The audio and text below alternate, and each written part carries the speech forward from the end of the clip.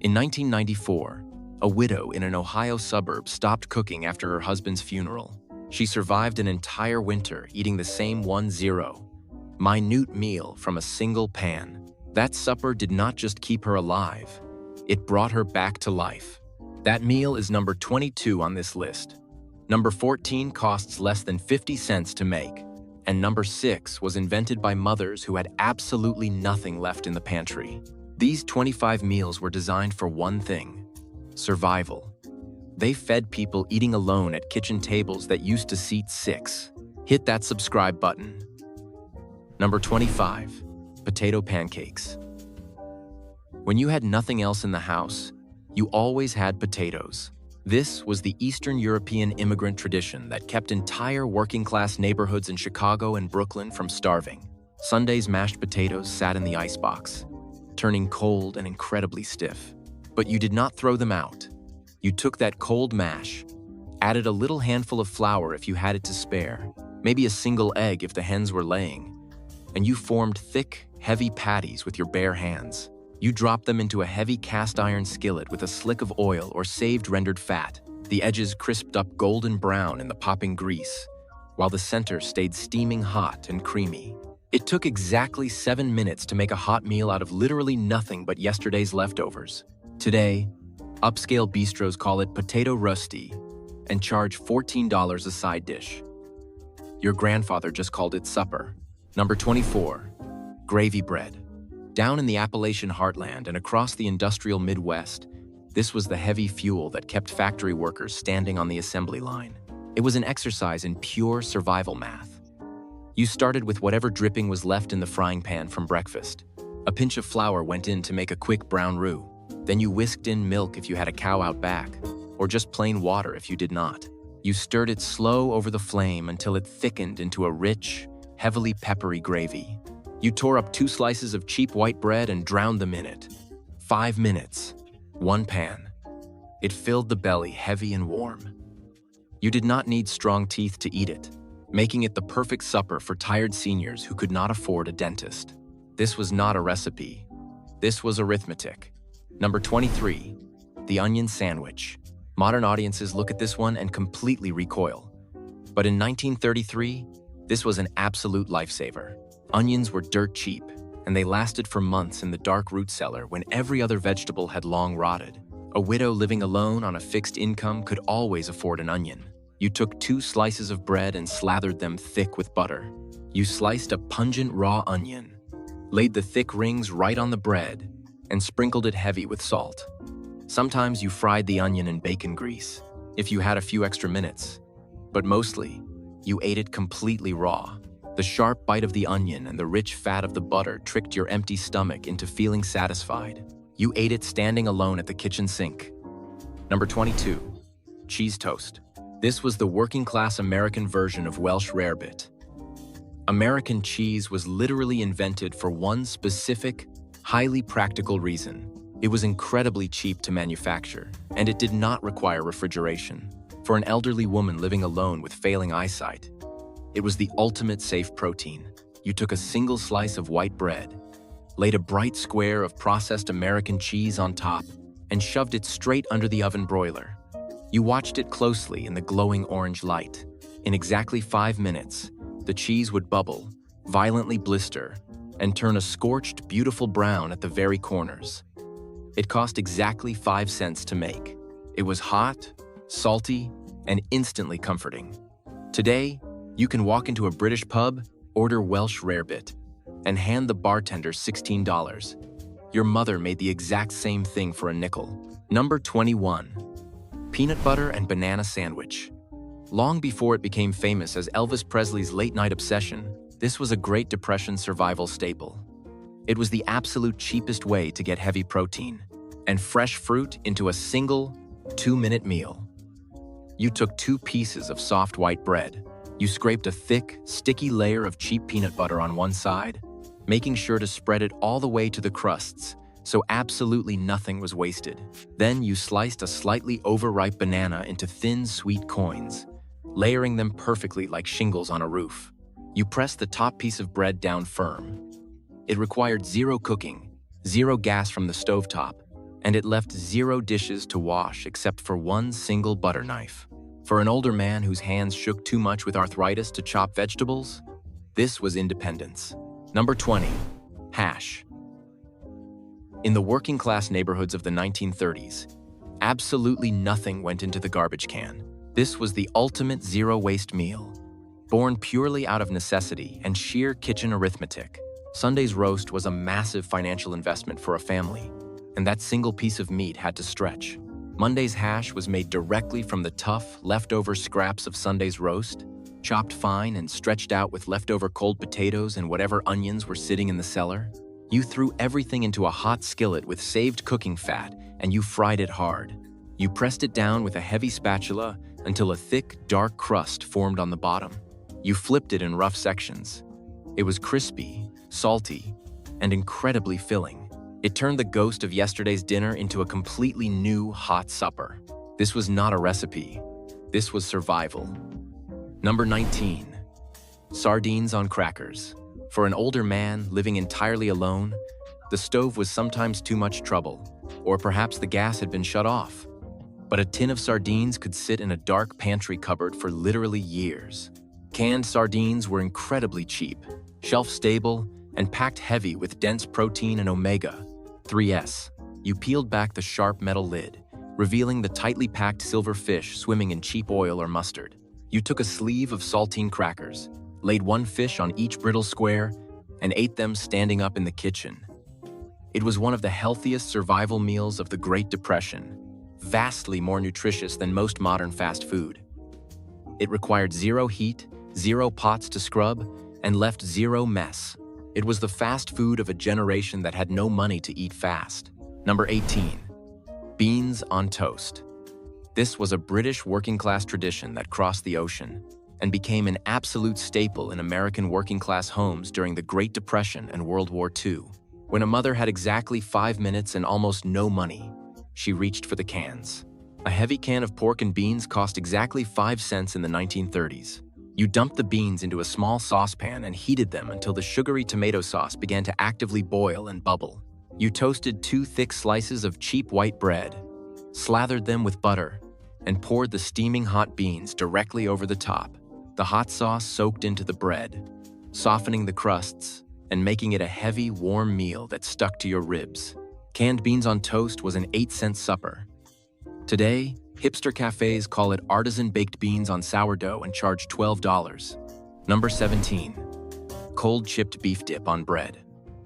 After the Second World War, this started as a popular party appetizer in the booming American suburbs, but it quickly transformed into a quiet, reliable quick supper for singles and widows.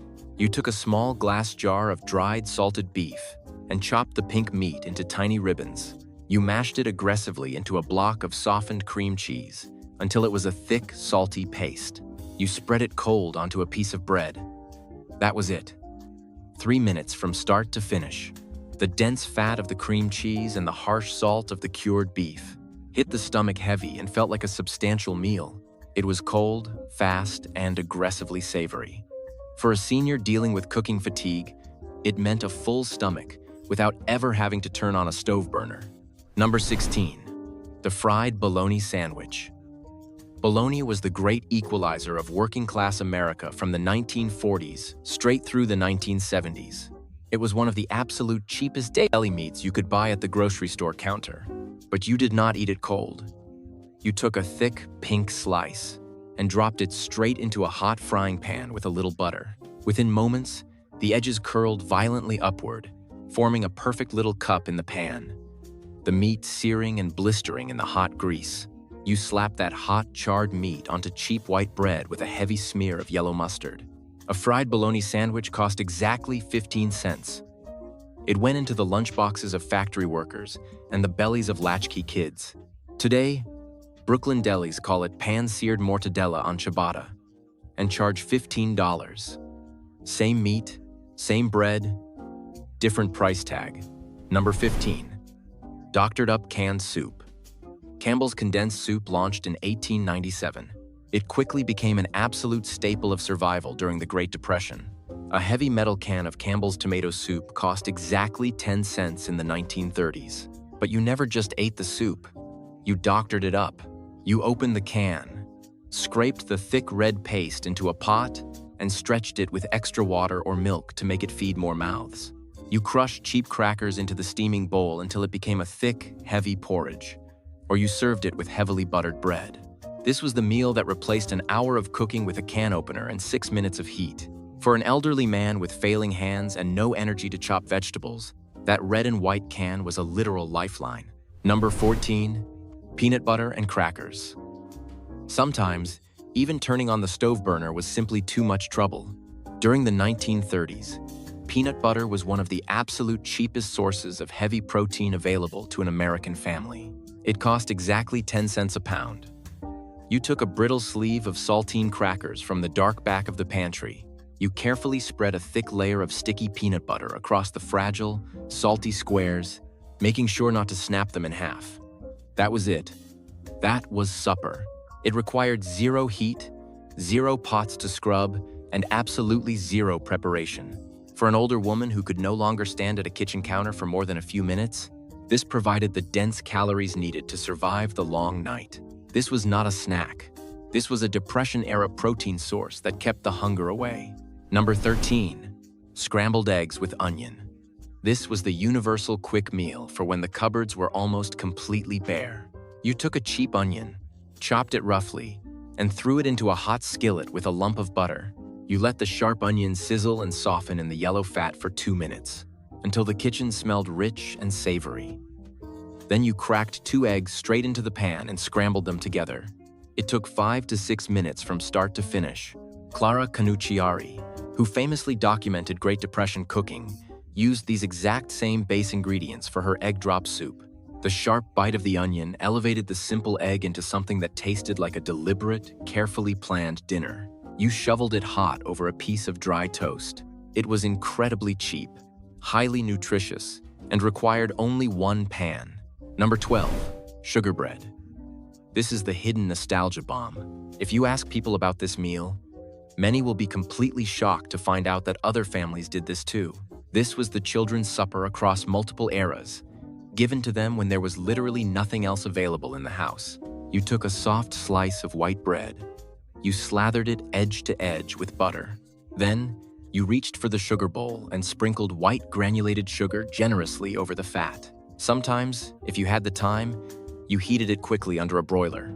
The soft bread absorbed the butter, and the sugar dissolved just slightly, creating a sweet, crystalline crust. It took 2 minutes to make.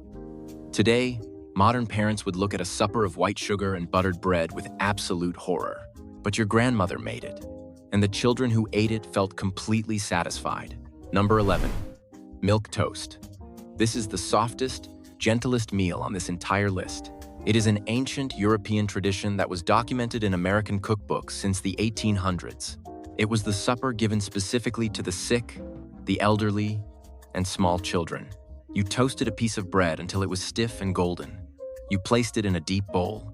Then, you heated a cup of milk in a small pan until it was just barely steaming, added a pat of butter, and poured the warm, rich liquid directly over the dry toast. You sprinkled it with a little salt, or sometimes sugar. The toast absorbed the hot milk, expanding and turning into a warm, savory pudding that required almost no chewing whatsoever. This is what your grandmother made for you when you had a fever. And it is exactly what she ate when she was older, living alone, and there was no one left in the house to take care of her. Number 10, fried mush. Before the television dinner was even a concept, this was the supper that kept working-class American families full on pennies. It started with plain cornmeal mush, boiled the night before and allowed to set until it was completely cold and stiff. You took that leftover block of yellow mush and sliced it into thick, heavy planks. You dropped those cold planks straight into a hot skillet with a lump of lard. The heat transformed the cornmeal. The outside seared into a violently crispy crust, while the inside turned soft and steaming hot. You served it with a heavy pour of dark syrup, or just a harsh sprinkle of salt. It took 7 minutes to turn a cold leftover into a completely new, hot supper. It was heavy, it was cheap, and it filled the stomach of a tired factory worker so he could wake up and do it all again. Number 9, bread and dripping. Modern dietitians would look at this meal and gasp, but in the 1930s, this was a sacred act of preservation. The fat was saved from Sunday's roast, nothing wasted. You took the cold, solid white grease that sat in a tin jar on the back of the stove, and you smeared it incredibly thick across a raw piece of cheap white bread. You sprinkled it heavily with coarse salt to cut the rich, fatty taste. That was the entire meal. There was absolutely no cooking involved. It was the universal working-class supper across immigrant families who knew that discarding calories was a sin. It tasted like poverty, but to a starving child in a cold house, that heavy layer of animal fat tasted exactly like home. This was not about culinary flavor. This was about pure, absolute survival. Number 8. A simple can of pork and beans. Before fast food restaurants existed on every single corner, this was the quickest hot meal a mother could put on the kitchen table. When the factory wages ran out by Thursday, this was what you ate on Friday night. Canned pork and beans cost 5 cents. Can in the 1930s. You took a heavy iron pot, dumped the beans out, and set it over the stove flame until the sugary tomato sauce began to bubble and scorch slightly at the bottom. It required zero preparation, zero chopping, and zero extra ingredients. For a tired senior citizen living alone today, opening that can requires only 2 minutes of standing. It was a dense, heavy hit of protein and sugar that kept entire neighborhoods from going hungry during the darkest years of the decade. Number 7. The mayonnaise sandwich. This is the meal that makes modern viewers pause in absolute disbelief. There is no meat, no cheese, no vegetables. It is simply 2 pieces of white bread with a thick layer of mayonnaise spread in between. But this was a Great Depression-era survival food, eaten when there was literally nothing else in the house. The mayonnaise provided cheap, heavy fat and calories, while the bread provided the illusion of a full meal. You ate it quickly, standing up, without saying a word. There is absolutely nothing romantic about a mayonnaise sandwich. But there is something sacred about an American mother who makes one for her child, sets it on the table, and says that dinner is ready. This meal was not a recipe. It was a prayer answered at the absolute bottom of the barrel. Number 6. The tomato sandwich. In the heat of an American summer, this was the supper that saved the working class. Tomatoes grew in every Depression-era garden, so the sandwich required nothing from the store. You went into the backyard Victory Garden, pulled a heavy red tomato right off the vine, and sliced it thick while it was still warm from the sun.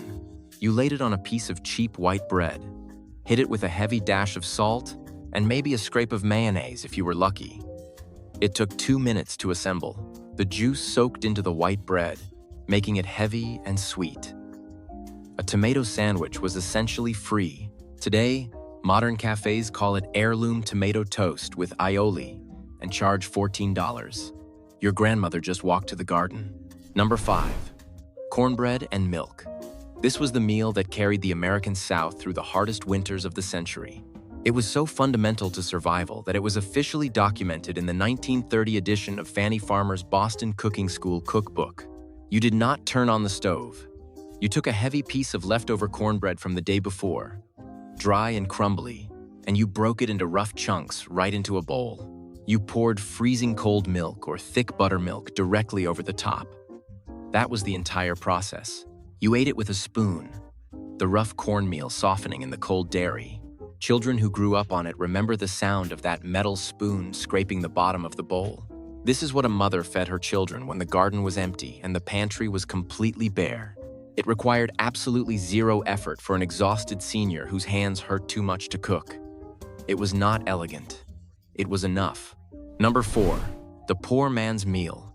Millions of Americans ate this, but a woman named Clara Canucciari made it legendary by sharing her Great Depression survival recipes with the world.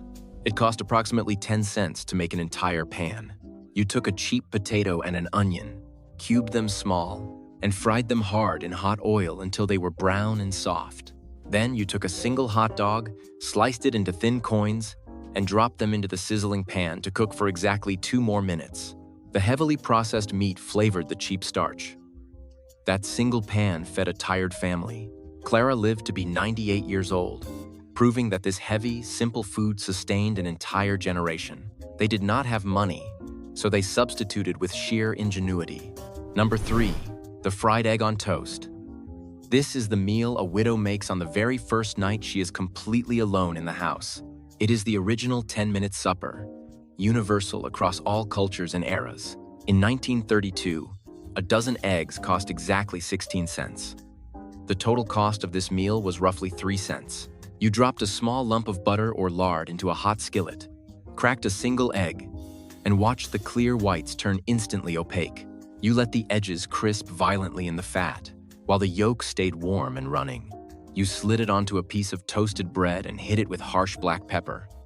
It took 4 minutes. It required no heavy lifting, no intense chopping, and left only one plate to wash. Today, modern brunch restaurants call it eggs sunny side up with artisan sourdough and charge $16. Your grandmother just called it supper. Number 2. Creamed chipped beef on toast. To millions of American men, this was universally known as SOS. It originated in the military mess halls of the 19th century and became an absolute staple through World War II. When those soldiers came home to the suburbs, this 10-minute meal came with them.